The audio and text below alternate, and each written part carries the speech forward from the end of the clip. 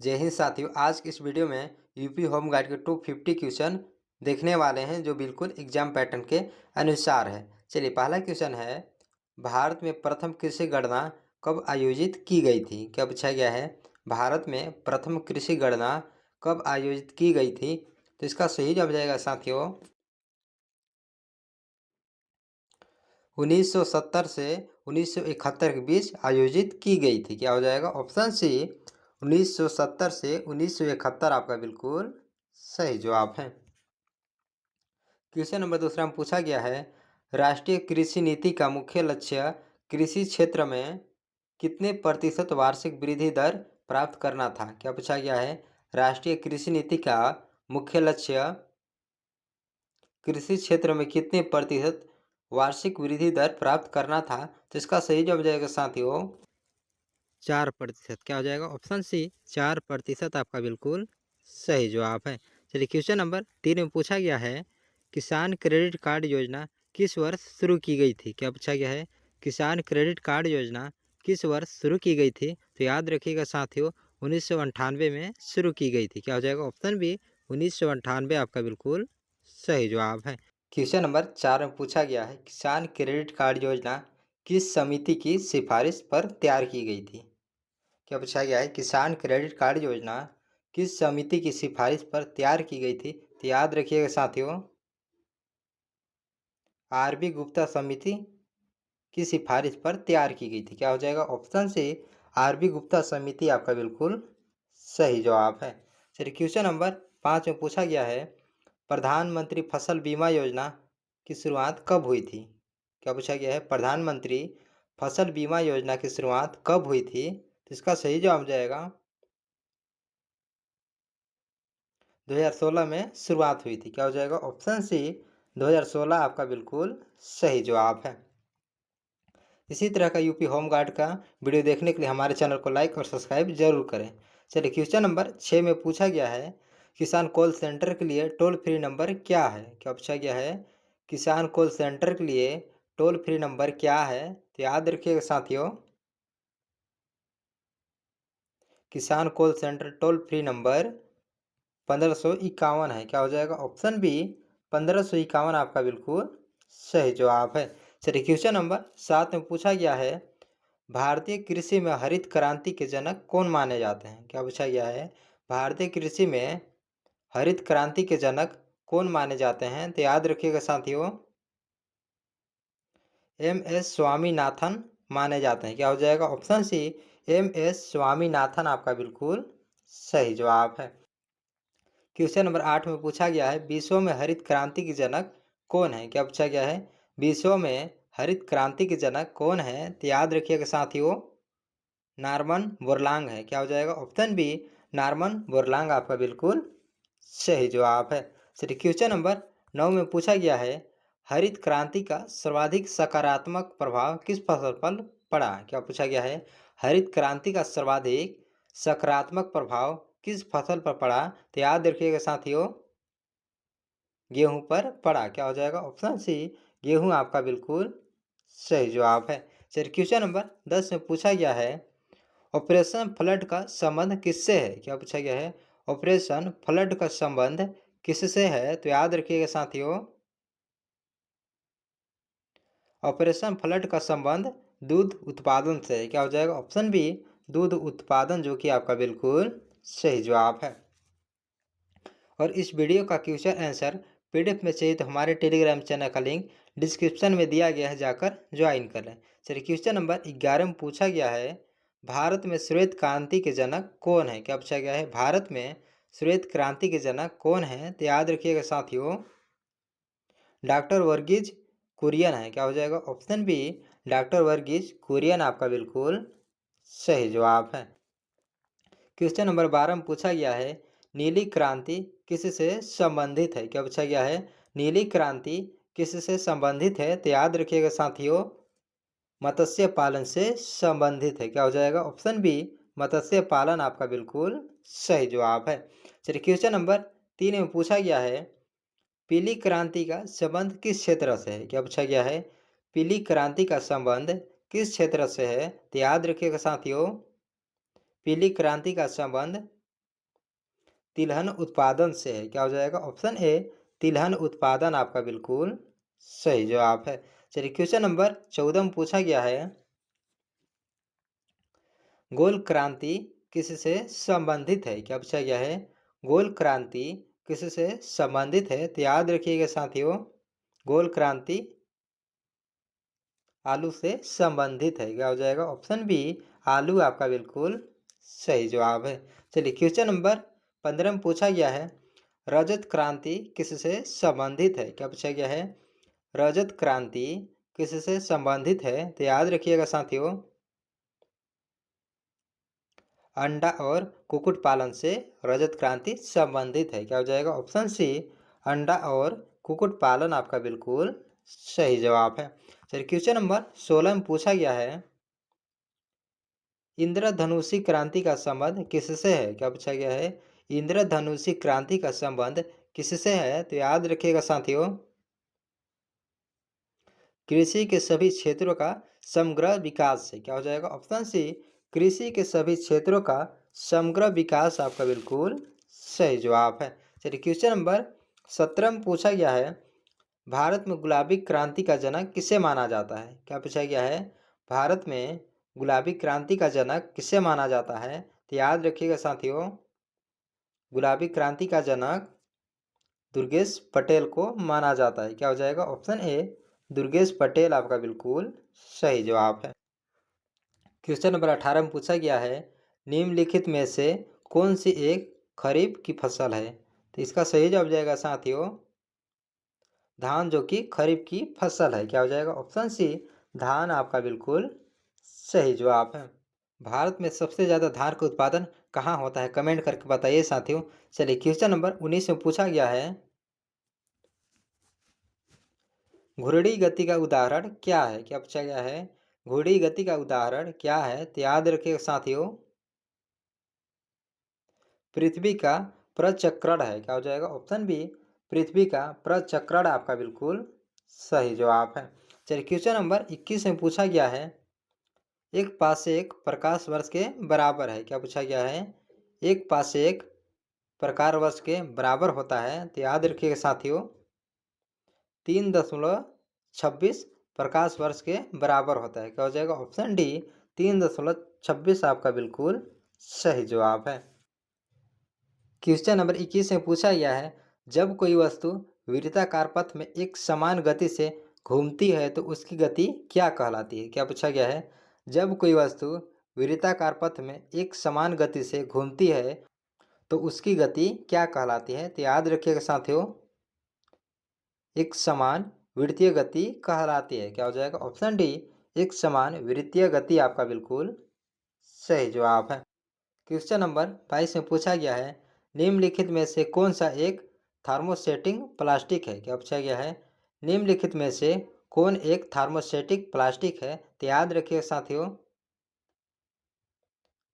Bakelite thermosetting plastic है। क्या हो जाएगा? ऑप्शन ए बेकेलाइट आपका बिल्कुल सही जवाब है। जूल किसकी एसआई यूनिट है? क्या पूछा गया है? जूल किसकी एसआई यूनिट है? तो याद रखिएगा साथियों, कार्य और ऊर्जा दोनों का एसआई यूनिट है। क्या हो जाएगा? ऑप्शन ए कार्य और ऊर्जा दोनों आपका बिल्कुल सही जवाब है। क्वेश्चन नंबर 25 में पूछा गया है, निम्नलिखित राशियों के युग्मों में से किस एक में दो राशियां शामिल है जो दोनों सदिश हैं? तो इसका सही जवाब जाएगा साथियों, वेग और त्वरण। क्या हो जाएगा? ऑप्शन ए वेग और त्वरण आपका बिल्कुल सही जवाब है। चलिए क्वेश्चन नंबर 26 में पूछा गया है, ऊर्जा का 10% का नियम देने वाले वैज्ञानिक का नाम क्या है? क्या पूछा गया है? ऊर्जा का 10% का नियम देने वाला वैज्ञानिक का नाम क्या है? तो याद रखिएगा साथियों, लैंडेमैन है। क्या हो जाएगा? ऑप्शन बी लैंडेमैन आपका बिल्कुल सही जवाब है। चलिए क्वेश्चन नंबर 27 में पूछा गया है, कार की हेडलाइट में उपयोग की जाने वाली दर्पण का प्रकार क्या है? क्या पूछा गया है? कार की हेडलाइट में उपयोग की जाने वाली दर्पण का प्रकार कैसा है? तो याद रखिएगा साथियों, अवतल दर्पण है। क्या हो जाएगा? ऑप्शन बी अवतल दर्पण आपका बिल्कुल सही जवाब है। इसी तरह के वीडियो देखने के लिए हमारे चैनल को लाइक और सब्सक्राइब जरूर करें। चलिए क्वेश्चन नंबर 28 में पूछा गया है, निम्नलिखित में से कौन सा द्विपद पिंड नहीं है? क्या पूछा गया है? निम्नलिखित में से कौन सा द्विपद पिंड नहीं है? तो याद रखिएगा साथियों, चंद्रमा द्विपद पिंड नहीं है। क्या हो जाएगा? ऑप्शन बी चंद्रमा आपका बिल्कुल सही जवाब है। चलिए क्वेश्चन नंबर 29 में पूछा गया है, वह दूरी जिस पर पृथ्वी की कक्षा की औसत त्रिज्या एक आर्क सेकंड का कोण आंतरित करती है क्या कहलाती है? क्या पूछा गया है? वह दूरी जिस पर पृथ्वी की कक्षा की औसत त्रिज्या एक आर्क सेकंड का कोण अंतरित करती है क्या कहलाती है? तो याद रखिएगा साथियों, एक फारसेक कहलाती है। क्या हो जाएगा? ऑप्शन सी एक फारसेक आपका बिल्कुल सही जवाब है। क्वेश्चन नंबर 30 में पूछा गया है, निम्नलिखित में से कौन सा सही है? क्या पूछा गया है? निम्नलिखित में से कौन सा सही है? तो इसमें से option C 1 metre 10 degree nanometre आपका बिल्कुल सही है। क्या हो जाएगा? Option C 1 metre 10 degree nanometre आपका बिल्कुल सही जवाब है। चलिए क्वेश्चन नंबर 31 में पूछा गया है, भारत का राष्ट्रीय ध्वज भारतीय ध्वज की संहिता 2002 द्वारा शासित है, राष्ट्रीय ध्वज की लंबाई और चौड़ाई का अनुपात क्या है? क्या पूछा गया है? भारत का राष्ट्रीय ध्वज भारतीय ध्वज संहिता 2002 द्वारा शासित है, राष्ट्रीय ध्वज की लंबाई और चौड़ाई का अनुपात क्या है? तो याद रखिएगा साथियों, 3:2 है। क्या हो जाएगा? ऑप्शन बी 3:2 आपका बिल्कुल सही जवाब है। क्वेश्चन नंबर 32 से पूछा गया है, रक्त एक प्रकार का है। क्या पूछा गया है? रक्त एक प्रकार का है। तो इसका सही जवाब जाएगा साथियों, संयोजी उत्तक है। क्या हो जाएगा? ऑप्शन ए संयोजी उत्तक आपका बिल्कुल सही जवाब है। चलिए क्वेश्चन नंबर 33 में पूछा गया है, निम्नलिखित में से मस्तिष्क का कौन सा भाग लघु मस्तिष्क कहलाता है? क्या पूछा गया है? निम्नलिखित में से मस्तिष्क का कौन सा भाग लघु मस्तिष्क कहलाता है? तो याद रखिएगा साथियों, सेरेबेलम लघु मस्तिष्क कहलाता है। क्या हो जाएगा? ऑप्शन बी सेरेबेलम आपका बिल्कुल सही जवाब है। चलिए क्वेश्चन नंबर 34 में पूछा गया है, निम्नलिखित में से किस तत्व की कमी के कारण पौधे पीले हो जाते हैं तथा उनमें वृद्धि कम हो जाती है? क्या पूछा गया है? निम्नलिखित में से किस तत्व की कमी के कारण पौधे पीले हो जाते हैं तथा उनमें वृद्धि कम हो जाती है? तो याद रखिएगा साथियों, नाइट्रोजन की कमी के कारण पौधे पीले हो जाते हैं तथा उनमें वृद्धि कम हो जाती है। क्या हो जाएगा? ऑप्शन डी नाइट्रोजन आपका बिल्कुल सही जवाब है। चलिए क्वेश्चन नंबर 35 में पूछा गया है, निम्नलिखित में से कौन सा पदार्थ मुख्य रूप से अम्लीय वर्षा के लिए जिम्मेदार है? क्या पूछा गया है? निम्नलिखित में से कौन सा पदार्थ मुख्य रूप से अम्लीय वर्षा के लिए जिम्मेदार है? तो याद रखिएगा साथियों, सल्फर डाइऑक्साइड अम्लीय वर्षा के लिए जिम्मेदार है। क्या हो जाएगा? ऑप्शन ए सल्फर डाइऑक्साइड आपका बिल्कुल सही जवाब है। चलिए क्वेश्चन नंबर 36 में पूछा गया है, निम्नलिखित में से कौन सा तत्व नोबल गैस नहीं है? क्या पूछा गया है? निम्नलिखित में से कौन सा तत्व नोबल गैस नहीं है? तो याद रखिएगा साथियों, एक्टिनियम नोबल गैस नहीं है। क्या हो जाएगा? ऑप्शन सी एक्टिनियम आपका बिल्कुल सही जवाब है।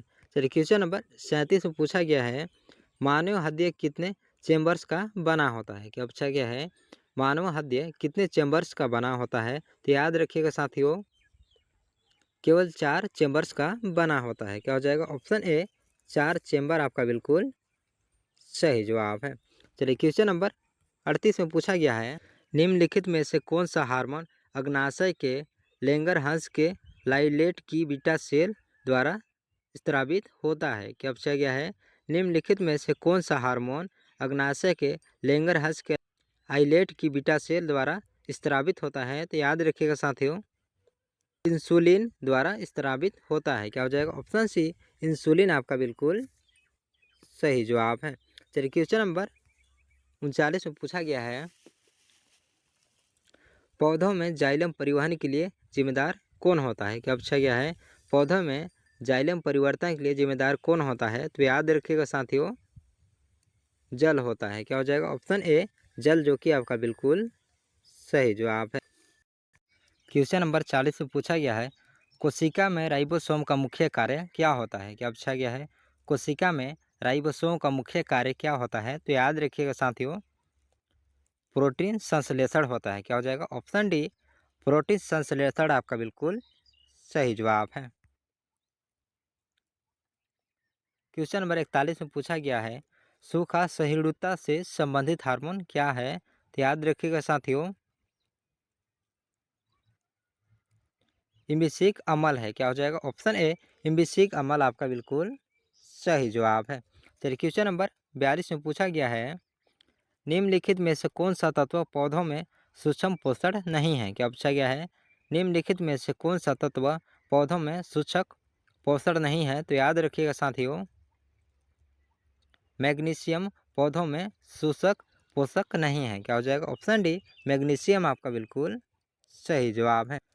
क्वेश्चन नंबर 43 में पूछा गया है, किसने सुझाव दिया कि हर किसी का एक विशिष्ट रक्त समूह होता है? क्या पूछा गया है? किसने सुझाव दिया कि हर किसी का एक विशिष्ट रक्त समूह होता है? तो याद रखिएगा साथियों, लैंड स्टीनर ने सुझाव दिया था। क्या हो जाएगा? ऑप्शन बी लैंड स्टीनर आपका बिल्कुल सही जवाब है। चलिए क्वेश्चन नंबर 44 में पूछा गया है, मिल्क ऑफ मैग्नीशिया किस प्रकार का कोलाइड है? क्या पूछा गया है? मिल्क ऑफ मैग्नीशिया किस प्रकार का कोलाइड है? तो याद रखिएगा साथियों, सोल कोलाइड है। क्या हो जाएगा? ऑप्शन ए सोल, जो कि आपका बिल्कुल सही जवाब है। इसी तरह का वीडियो देखने के लिए हमारे चैनल को लाइक और सब्सक्राइब जरूर करें। चलिए क्वेश्चन नंबर 45 में पूछा गया है, निम्नलिखित में से कौन सा कार्बनिक यौगिक मानव शरीर में प्रोटोप्लाज्मा को जमा देता है? क्या पूछा गया है? निम्नलिखित में से कौन सा कार्बनिक यौगिक मानव शरीर में प्रोटोप्लाज्मा को जमा देता है? तो याद रखिएगा साथियों, मेथेनॉल कार्बनिक यौगिक मानव शरीर में प्रोटोप्लाज्मा को जमा देता है। क्या हो जाएगा? ऑप्शन डी मेथेनॉल आपका बिल्कुल सही जवाब है। चलिए क्वेश्चन नंबर 46 में पूछा गया है, मानव शरीर में पाचन का अधिकांश भाग किस अंग में संपन्न होता है? क्या पूछा गया है? मानव शरीर में पाचन का अधिकांश भाग किस अंग में संपन्न होता है? तो याद रखिएगा साथियों, छोटी आंत में संपन्न होता है। क्या हो जाएगा? ऑप्शन सी छोटी आंत, जो कि आपका बिल्कुल सही जवाब है। क्वेश्चन नंबर 47 में पूछा गया है, क्षय रोग के परीक्षण हेतु विशिष्ट परीक्षण है। तो याद रखिएगा साथियों, मेटाकस का परीक्षण है। क्या हो जाएगा? ऑप्शन डी मेटाकस आपका बिल्कुल सही जवाब है। क्वेश्चन नंबर 48 में पूछा गया है, निम्नलिखित में से किसे किसी केंद्र शासित प्रदेश में उच्च न्यायालय स्थापित करने का अधिकार है? तो याद रखिएगा साथियों, सांसद को अधिकार है। क्या हो जाएगा? ऑप्शन ए सांसद आपका बिल्कुल सही जवाब है। चलिए क्वेश्चन नंबर 49 में पूछा गया है, निम्नलिखित में से कौन सा अनुच्छेद भारतीय संविधान में सर्वोच्च न्यायालय की स्थापना और गठन के बारे में है? क्या पूछा गया है? निम्नलिखित में से कौन सा अनुच्छेद भारतीय संविधान में सर्वोच्च न्यायालय की स्थापना और गठन के बारे में है? तो याद रखिएगा साथियों, 124 अनुच्छेद भारतीय संविधान में सर्वोच्च न्यायालय की स्थापना और गठन के बारे में है। क्या हो जाएगा? ऑप्शन बी 124 अनुच्छेद आपका बिल्कुल सही जवाब है। चलिए क्वेश्चन नंबर 50 में पूछा गया है, किसके पास मौलिक अधिकार को लागू करने की शक्ति है? क्या पूछा गया है? किसके पास मौलिक अधिकार को लागू करने की शक्ति है? कमेंट करके बताइए साथियों। और इस वीडियो का क्वेश्चन आंसर पीडीएफ में चाहिए तो हमारे टेलीग्राम चैनल का लिंक डिस्क्रिप्शन में दिया गया है, जाकर ज्वाइन कर लें।